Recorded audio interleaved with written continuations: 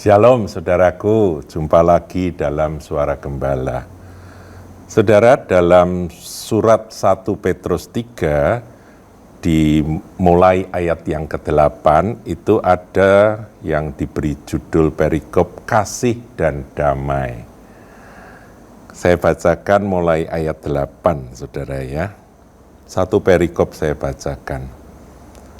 Dan akhirnya, hendaklah kamu semua seia sekata, seperasaan, mengasihi saudara-saudara, penyayang dan rendah hati. Saudaraku, ini kalau dikupas satu persatu, wow, dalam sekali. Coba dikatakan seia sekata, seperasaan, saya kira ini perasaan Kristus ya. Kemudian mengasihi saudara-saudara, yaitu dengan kasih Tuhan, penyayang dan rendah hati. Wow, kehidupan yang sangat indah kalau kita bisa menjalani akan panggilan ini. Ayat 9, dan janganlah membalas kejahatan dengan kejahatan. Ini khas Kristen, saudaraku, ya. Kamu sudah mendengar mata ganti mata, gigi ganti gigi, tapi aku berkata kepadamu, kata Tuhan Yesus, kasihilah musuhmu, doakanlah orang-orang yang menganiaya kamu, yang berbuat jahat kepadamu. Jadi jangan membalas kejahatan dengan kejahatan. Nah, kemudian atau caci maki dengan caci maki. Saya ngikuti akan perkembangan di dalam dunia YouTube, khususnya para Kristuber yang berdiskusi dengan orang-orang yang memusuhi kekristenan, saudaraku. Nah, di sana kadang-kadang hamba-hamba Tuhan, para Kristuber itu lupa akan ayat ini. Ketika dicaci maki langsung naik darah dan langsung membalas dengan caci maki. Padahal firman ini mengingatkan, jangan membalas caci maki dengan caci maki. Tetapi sebaliknya, loh, bukan cuma diam, tapi sebaliknya, hendaklah kamu memberkati. Jadi kalau dicaci maki, jawabnya Tuhan memberkati, saudaraku. Gitu harusnya. Hendaklah kamu memberkati, karena untuk itulah kamu dipanggil. Sebab yaitu untuk memperoleh berkat. Jadi kita ini dipanggil untuk memperoleh berkat. Loh, kok kita yang memperoleh berkat? Jadi rupa-rupanya ada hukum Tuhan. Ketika kita melakukan akan apa yang menjadi peraturan firman Tuhan ini, kita menjadi orang-orang penyayang dan menjadi orang-orang yang tidak sombong tapi rendah hati, tidak membalas kejahatan dengan kejahatan, tapi sebaliknya membalas kejahatan dengan kebaikan.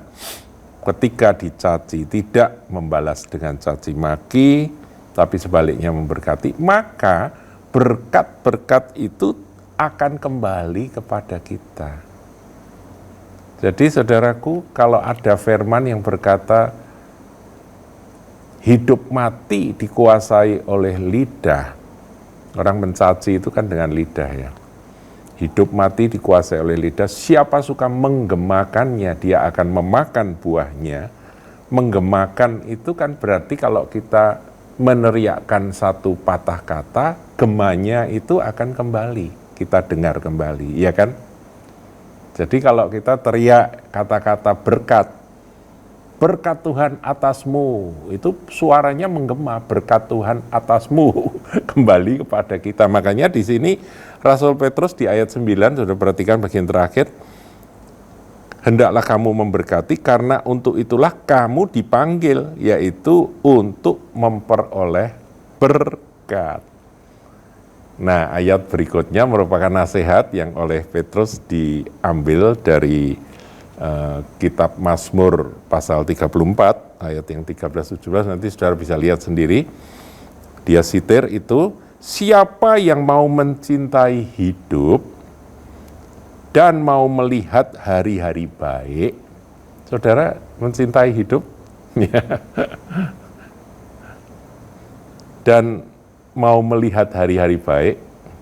Jadi setiap hari kita akan melihat kebaikan Tuhan, saudaraku ya, yang dinyatakan dalam hidup kita. Bukankah yang mengatur dan mengontrol segala sesuatu di alam semesta itu adalah Dia, Bapa kita yang kita kasihi, di dalam Tuhan Yesus Kristus. Nah, kita kalau ngerti itu, maka ini aturannya. Ia harus menjaga lidahnya terhadap yang jahat. Saudaraku, lidah itu bisa jahat loh. Ya, mencaci maki itu jahat. Itu harusnya jadi pantangan bagi orang-orang yang sudah dalam Kristus. Kalau Anda, saya sudah ditebus, dijauhkan kiranya bibir mulut kita dari caci maki. Ya, kalau kita jengkel, kalau kita marah karena ketidakadilan, perlakuan yang semena-mena dari orang lain, ya kita harus minta kuasa Roh Kudus membentengi hati kita supaya kita tidak terpancing untuk membalas caci maki dengan caci maki, kata-kata jahat dengan kata-kata jahat. Ya, jadi anak-anak Tuhan itu dinilai bukan dari perbuatannya saja, tapi juga dari perkataannya, saudaraku. Tentunya bukan dari perkataan saja juga, tapi juga dari perbuatan. Dua-dua, saudaraku ya. Ia harus menjaga lidahnya terhadap yang jahat dan bibirnya terhadap ucapan-ucapan yang menipu. Menipu itu artinya berbohong, artinya bukan sebuah kebenaran yang dia sampaikan. Jadi anak-anak Tuhan harus tahu mana yang jadi pantangan, mana yang harus kita hindari di dalam kita berkata-kata. Ia harus menjauhi yang jahat, itu ayat 11, saudara. Ia harus menjauhi yang jahat dan melakukan yang baik. Ini kalau tadi ayat 10 menjaga mulut, bibir, lidah, perkataan, jadi ucapan yang menipu. Ayat 11 menjauhi yang jahat dan melakukan yang baik. Tadi saya sudah katakan, saudaraku, jadi perkataan dan perbuatan itu dua-duanya harus benar dan baik. Ia harus mencari perdamaian dan berusaha mendapatkannya.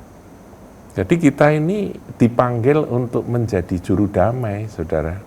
Karena Tuhan kita, juru selamat kita, penebus kita adalah Sang Raja Damai.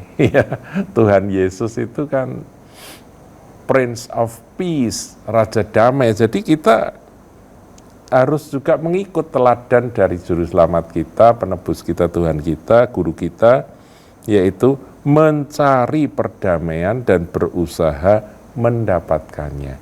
Kenapa kok ayat firman ini kata berusaha mendapatkannya? Sebab ada kalanya kita sudah mengusahakan perdamaian, tapi orang-orang lain tidak mau, saudara. Tapi mengusahakan itu adalah bagian kita, ya. Berusaha mendapatkan itu bagian kita.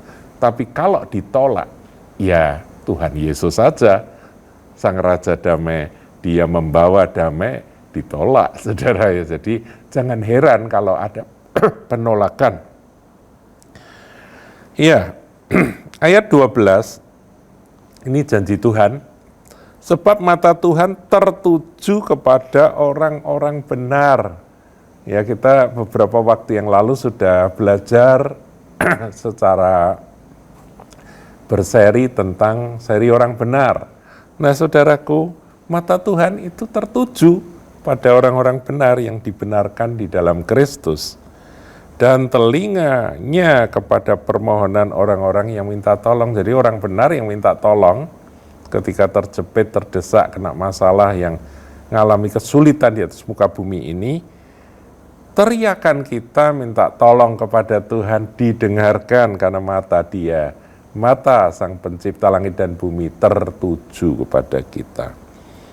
Sebaliknya, Tetapi wajah Tuhan menentang orang-orang yang berbuat jahat. Saudaraku, merenungkan firman Tuhan, izinkan Roh Kudus menggoreskan, menanamkan, dan menuliskan dalam hati kita, menguasai pikiran kita dengan kebenaran ini, dan kita pun belajar mengizinkan Roh memimpin dalam tindakan-tindakan untuk hidup sesuai dengan firman. Itulah hari-hari yang harus kita lalui. Dan saya percaya kalau kita lakukan itu, Tuhan berkenan. Segala puji, hormat, kemuliaan bagi nama Tuhan Yesus. Tuhan berkati.